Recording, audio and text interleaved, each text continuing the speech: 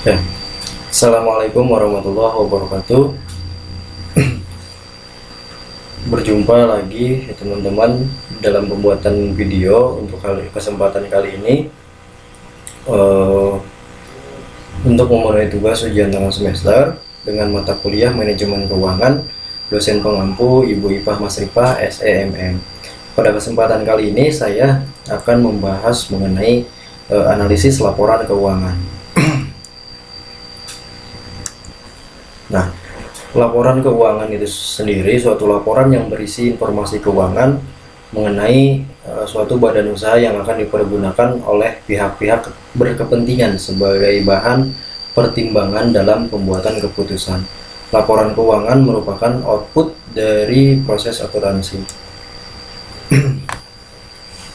Tujuan analisa laporan keuangan itu sendiri yang pertama, menilai kinerja manajemen pada tahun berjalan, perubahan posisi keuangan perusahaan, memahami kelebihan kekurangan yang dimiliki perusahaan, mengetahui langkah perbaikan untuk ke depan berkaitan dengan posisi keuangan. Nah, di dalam analisis laporan keuangan itu ada 4 rasio untuk menganalisis laporan keuangan. Yang pertama yaitu ada rasio likuiditas. Rasio likuiditas ini mengukur jangka pendek suatu perusahaan untuk membayar kewajiban. Nah, rasio yang ada pada rasio likuiditas yaitu rasio yang digunakan yaitu rasio lancar dan rasio cepat. Nah, untuk yang kedua ada rasio aktivitas, yang mana rasio aktivitas ini untuk mengukur sejauh mana efektivitas penggunaan aset.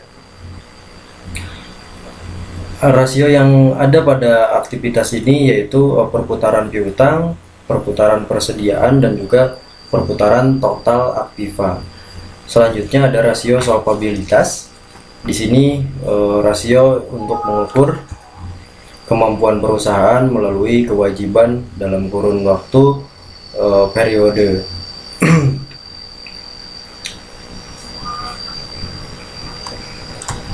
Lalu ada rasio profitabilitas, yaitu untuk mengukur dan keberhasilan operasi suatu perusahaan. Di sini ada return of total asset dan return on equity. Nah, laporan keuangan itu sendiri di dalam laporan keuangan itu ada laporan posisi keuangan atau neraca, dengan kata lain yaitu statement of financial position atau balance sheet. Yang kedua adalah laporan laba rugi dan penghasilan komprehensif lain, atau dengan istilah income statement and other comprehensive income.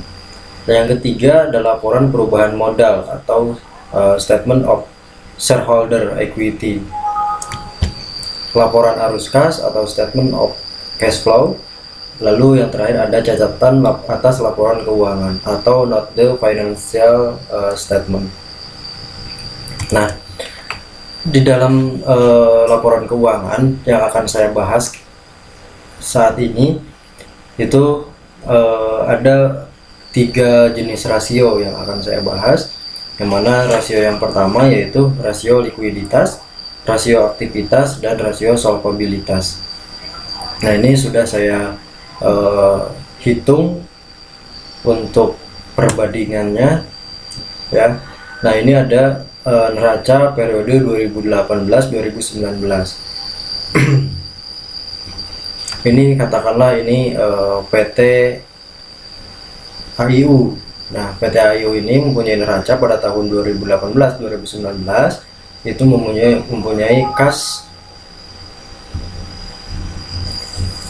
bank dan piutang dengan jumlah aset lancar 2018 yaitu sebesar 5.601.644 rupiah.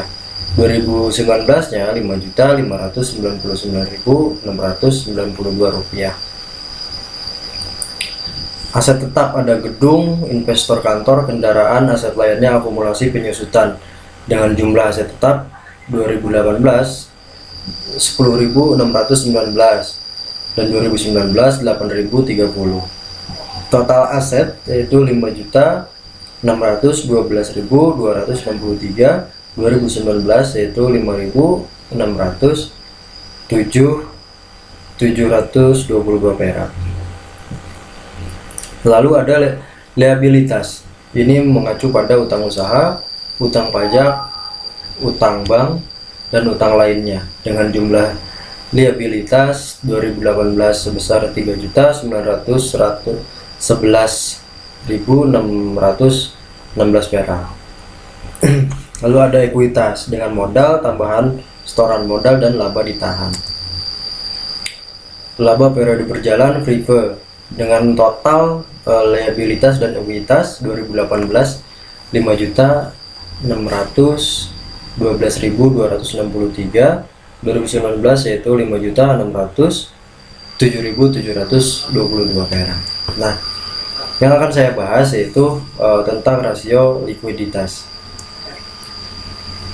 Laporan laba ruginya ada penjualan bersih, harga pokok penjualan, ya laba kotor, dengan laba bersih total 2018 yaitu 3.357.899, 2019 yaitu 2.493.726 perak. Nah, yang akan saya hitung yaitu ada rasio liquidity. Yang pertama yaitu mengenai current ratio atau rasio lancar, yang mana ini mempunyai rumus aktiva lancar dibagi hutang lancar dikali 100%. Nah, kita lihat aktiva lancar dan hutang lancar.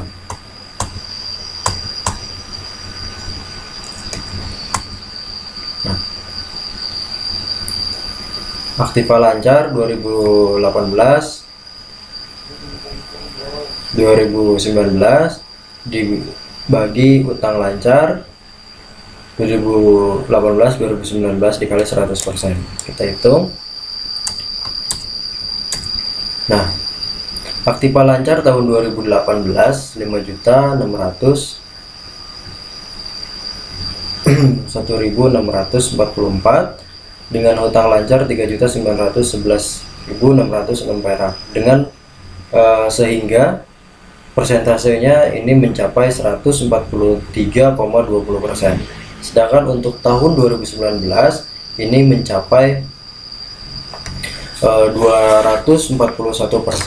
Nah, dari hasil current ratio ini dapat disimpulkan bahwa terjadi kenaikan di tahun 2019 dibanding 2018, ya, bahwa current ratio atau rasio lancar ini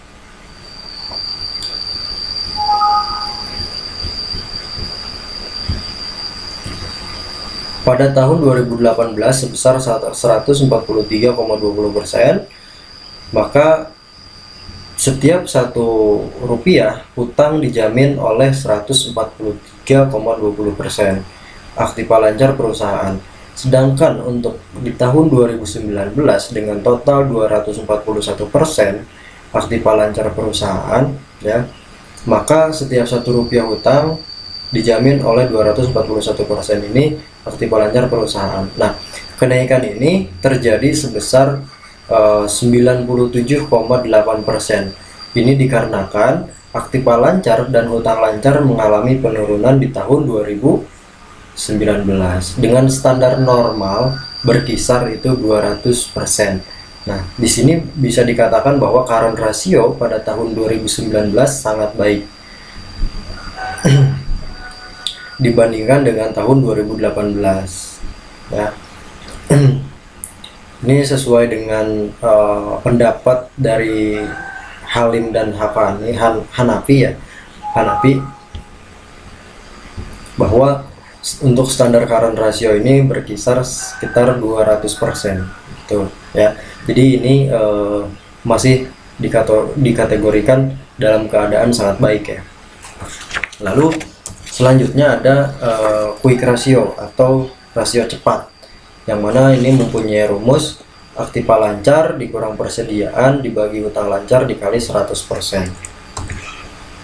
Nah, ini pada tahun 2018 dia mempunyai current rasionya itu 61,07%, 2019 ini mempunyai 102,7%. Nah, dari sini kita bisa melihat bahwa terjadi kenaikan juga di tahun 2019 ya dibanding 2018, bahwa quick ratio ini tahun 2018 sebesar 61,7%, maka setiap Rp1 hutang dijamin oleh 61,7%. Aktiva lancar di luar persediaan. Sedangkan di tahun 2019 ini sekitar 102,73%, maka setiap Rp1 hutang dijamin oleh 102,73% aktiva lancar di luar persediaan.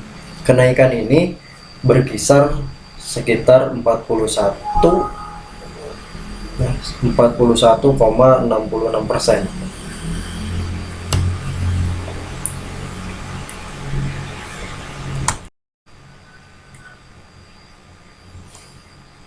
Nah, total kenaikan ini sekitar 41,66%. Hal ini dikarenakan mengalami karena aktiva lancar dan utang lancar pada 2019 mengalami penurunan dibanding 2018. Nah, untuk standar quick ratio ini sekitar 100%. Dengan ini maka 2019 ini cukup memuaskan karena dia mencapai 102,73% ya, dibanding 2018 yang hanya 61,7%. Nah, dapat dilihat di sini bahwa likuiditas PT AIU tadi ya ini dikatakan sangat baik karena aktiva lancar ini lebih besar dibanding dengan utang lancar. Lalu yang selanjutnya rasio aktivitas, yaitu perputaran piutang dengan rumus penjualan dibagi piutang dikali 100%. Nah, maka di sini bisa kita lihat bahwa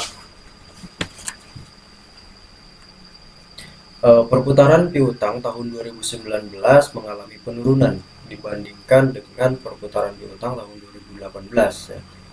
Nah, 2018 perputaran piutang ini sebesar 10,47 kali, sedangkan di tahun 2019 hanya 10,44 kali. Penurunan ini sebesar kurang lebih ya, tidak jauh beda, cuman 0,03 ya. Dikarenakan ini penjualan di tahun 2019 mengalami penurunan dibanding dengan penjualan di tahun 2018.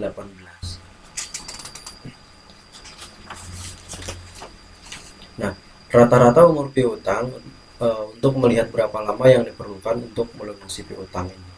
Lalu yang kedua, ini ada perputaran persediaan dengan rumus harga pokok penjualan dibagi persediaan dikali 100%.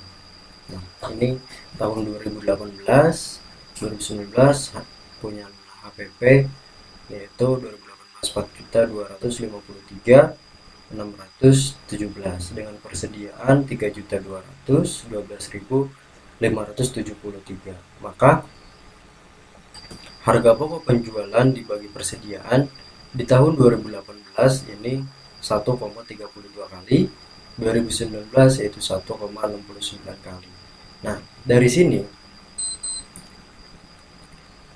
yang dianalisa ini perputaran persediaan PT AIU tadi kita simpulkan ini perputaran persediaan di tahun 2019 ini mengalami kenaikan dibanding 2018. 2018 perputaran hanya 1,32, sedangkan di tahun 2019 1,69. Nah, kenaikan ini kurang lebih kalau kita hitung itu sekitar 0,37%. Ini dikarenakan harga pokok penjualan tahun 2019 lebih tinggi dibanding 2018. Nah, yang terakhir ini ada rasio solvabilitas.